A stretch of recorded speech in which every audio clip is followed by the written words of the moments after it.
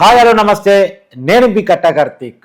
తుపాకీ పెట్టి బెదిరించి కేవీ రావు నుంచి కాకినాడ పోర్టులో ఆస్తుల వాటాని లాగేసుకున్నటువంటి వ్యవహారంలో విజయసాయిరెడ్డి వాళ్ళ సిఐడి విచారణ ఎదుర్కొంటా ఉన్నారు. అయితే విజయసాయిరెడ్డి సిఐడి విచారణలో మొత్తం జగన్మోహన్ రెడ్డి స్క్రిప్ట్ ప్రకారమే జరిగింది, మొత్తం జగన్ చెప్పినట్టే చేశామని చెప్పినట్టుగా మనకి సమాచారం అంతా ఉంది. అంటే విజయసాయిరెడ్డి జగన్మోహన్ రెడ్డి ఇరికించాడా? ఈ విషయాలపై మరింత విశ్లేషణ తీసుకునే ప్రయత్నం చేద్దాం. మనతో ఉన్నారు ప్రముఖ రాజకీయ విశ్లేషకులు సీనియర్ జర్నలిస్ట్ లలిత్ కుమార్ గారు. సార్ నమస్కారం. సార్ నమస్తే కార్తీక్. సార్, ఇవాళ విజయసాయిరెడ్డి కాకినాడ పోర్టు వ్యవహారం మీద సిఐడి విచారణకు హాజరయ్యాడు. కాకపోతే ఆయన జగన్మోహన్ రెడ్డిని విరికించాడు అన్నటువంటి సమాచారం బయటకు అంతా ఉంది. ఏంటి నిజమేనా ఇదంతా? అంటే కార్తీక్, ఈ కాకినాడ పోర్టు అండ్ సెడ్జ్కు సంబంధించి అవును, ఏదైతే కేవీ రావు అనే వ్యక్తిని బలవంతంగా బెదిరించి భయపెట్టి రాయించుకున్నది వాస్తవమే. దీని వెనకాల ఏం జరిగిందంటే, వీళ్ళు ప్లాన్గా ఒక ఆర్గనైజ్డ్ క్రైమ్గా దీన్ని చూడొచ్చు.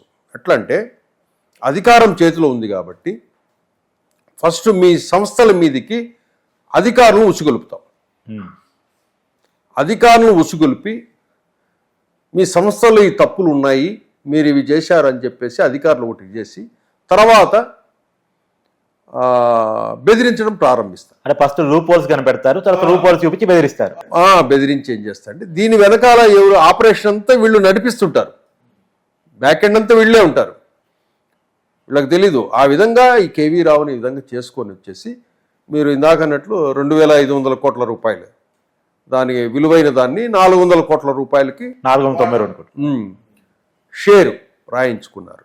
దీంట్లో విజయసాయిరెడ్డి, సుబ్బారెడ్డి కుమారుడు విక్రాంత్ రెడ్డి, వీళ్ళు మధ్యలో ఈ ఆపరేషన్ జరిగింది. దీని వెనకాల సీఎం గారు చెప్పారు అని కూడా కేవీ రావుతో వీళ్ళు చెప్పిన సంఘటన. అదే విషయం కేవీ రావు గారే చెప్పారు. జగన్మోహన్ రెడ్డి కలిశాడంట, కలిసి నాకు నా షేర్కి సమానమైన వాటా ఇప్పించండి అంటే, లేదు విక్రాంత్ రెడ్డి చెప్పినట్టు చెయ్యని చెప్పేసి అన్నాడని కేవీరావు తన కంప్లైంట్లో పేర్కొన్నాడు. అవును, చేశాడు. ఈ వేధింపులు తట్టుకోలేక కేవీరావు అమెరికాకి వెళ్ళిపోయాడు. ఓకే, అమెరికాకి వెళ్ళిపోతే వీళ్ళు ఏం చేశారంటే, ఇక్కడికి వచ్చి దీని మీద సంతకాలు పెడతావా పెట్టవా, లేదా మమ్మల్ని అమెరికా రమ్మంటావా అని చెప్పి కేవీరావుని బెదిరించారు. కేవీరావు ఫ్యామిలీ అమెరికాలో ఉంటుంది, వాళ్ళ పిల్లలు.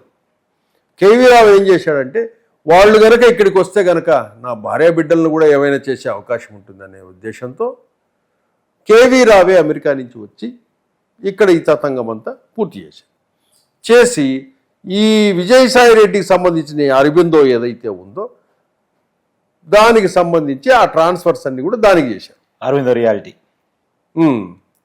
ఇప్పుడు ఎప్పుడైతే కేవీరావు బయటకు వచ్చి కంప్లైంట్ ఇచ్చి ధైర్యంగా ముందుకు వచ్చాడో, ప్రభుత్వం మారిన తర్వాత కేవీ రావుతో లాబింగ్ మొదలుపెట్టారు. పెట్టేసిన తర్వాత మనం చూస్తున్నాం, విజయసాయిరెడ్డి నేను రాజకీయాలకు దూరంగా ఉంటున్నా అని చెప్పి దాన్ని కూడా రిజైన్ చేసేసి వచ్చేసాడు. ఇది పక్కా ఎవిడెన్సెస్ అన్నీ కూడా కేవీ రావు దగ్గర ఉన్నాయి. ఈరోజు విజయసాయిరెడ్డిని పోలీసులు సిఐడి వాళ్ళు విచారణకు పిలిచారంటే మొత్తం ఎవిడెన్సెస్ అన్నీ పెట్టుకొనే పిలిచారు. అది ఇక్కడ విషయం సార్, ఆల్రెడీ ఇది రాజీ జరిగిపోయింది, కేవీరావు ఆస్తులు మళ్ళీ కేవీరావుకి ఇచ్చేశారనే వార్తలు కూడా మనం గతంలో చూసాం. మరి రాజీ కుదిరిన తర్వాత కేసు ముందుకెళ్ళే అవకాశం ఉందా? అంటే ఎప్పుడు కూడా అది అంటున్నారే కానీ కేవీరావు చెప్పలేదు కదా. మనం మీడియాలో అనుకుంటున్నారు తప్పితే వీళ్ళేదో కూర్చొనేసి వాళ్ళకి ఇచ్చేశారు అనేసి అంటున్నాం, కానీ ఆ విషయం కేవీరావు చెప్పాలా. కాంప్రమైజ్ అయిపోయి ఉంటే కేసుకి ఈరోజు విచారణ పిలిపించే వాళ్ళు కాదు కదా సిఐడి వాళ్ళు. అంటే టెక్నికల్ కేసు వాపసు తీసుకోవడానికి కొంచెం టైం పట్టింది కదా సార్? మేబీ లేదు, ఇతనేముంది, ఇంకా ఎంక్వైరీ పొజిషన్లో ఉంది కాబట్టి కేసు విత్డ్రా చేసుకోవచ్చు. మీరు ఎప్పుడైతే కోర్టు పరిధిలోకి వెళ్తుందో రిజిస్టర్ అయ్యి, అప్పుడు మనం బయటికి రావాలంటే ఈజీగా బయటికి రాలేం. కాబట్టి ఇంకా ఇన్వెస్టిగేషన్ పరిస్థితిలో ఉంది కాబట్టి, లేదండి నా ప్రాబ్లం సాల్వ్ అయిపోయింది అని చెప్పేసి ఆ కేసు కూడా విత్డ్రా చేసుకోవచ్చు.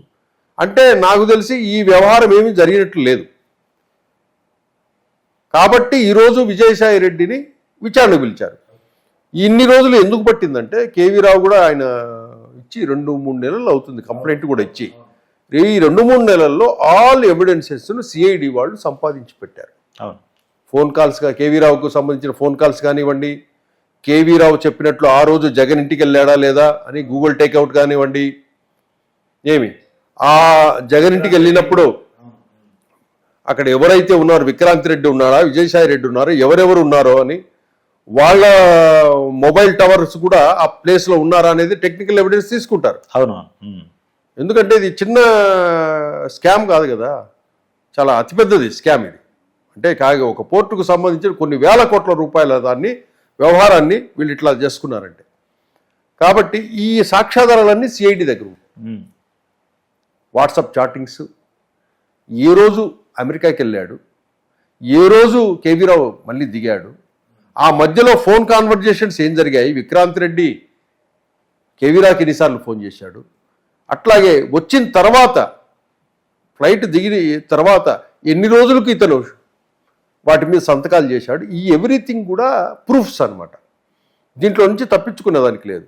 కాకపోతే ఇందాక ఈరోజు అరెస్ట్ చేస్తారా విజయసాయి రెడ్డిని అని కొంతమంది అడుగుతున్నారు. ఈరోజు చేయకపోయినా విజయసాయి రెడ్డిని వదిలి నెక్స్ట్ విక్రాంత్ రెడ్డిని కూడా పిలుస్తారు. అంటే ఈ కేసులో విజయసాయి రెడ్డి అప్రూవ్గా మారితే, ఎందుకంటే మన గతంలో చూస్తాం ఢిల్లీ లిక్కర్స్ కేవలం విజయసాయి రెడ్డి అల్లుడు శరత్ చంద్రారెడ్డి అప్రూవ్గా మారాడు. ఇప్పుడు విజయసాయి రెడ్డి రాజకీయాల నుంచి బయటకు వచ్చాడు కాబట్టి ఆయన అప్రూవ్గా మారే అవకాశమే ఉంటుంది అనేటువంటిది కూడా బయట నుండి నిలుస్తుంది టాకు.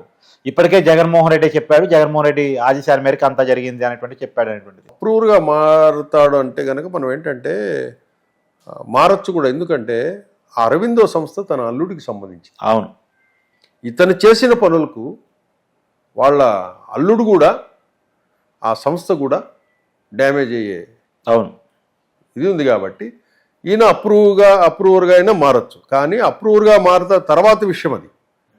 ముందైతే విచారణ జరుగుతుంది.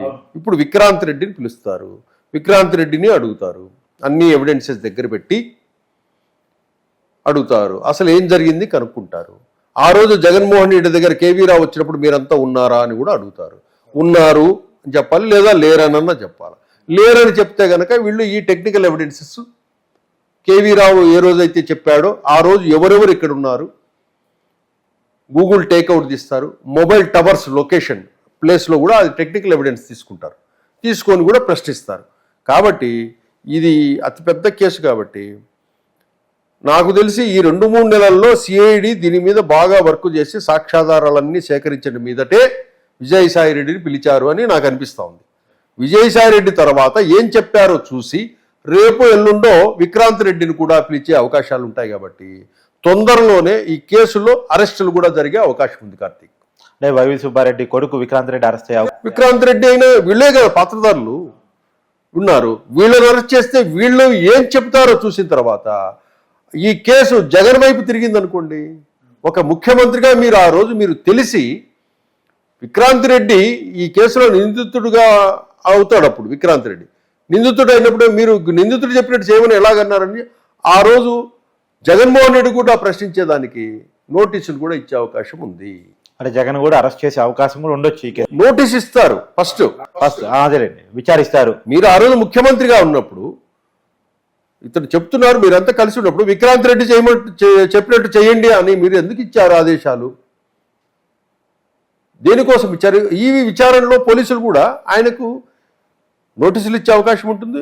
లేదా వీళ్ళు విజయసాయి రెడ్డి గారు విక్రాంత్ రెడ్డి చెప్పేదాన్ని బట్టి ఆ రోజు జగన్మోహన్ రెడ్డి గారు ఉన్నారంటే ఆయన చెప్పినట్టే మేము చేశామని విచారణలో చెప్తే కనుక ఈ కేసులో జగన్మోహన్ రెడ్డిని కూడా నిందితుడు యాడ్ చేసే అవకాశం ఉంటుంది.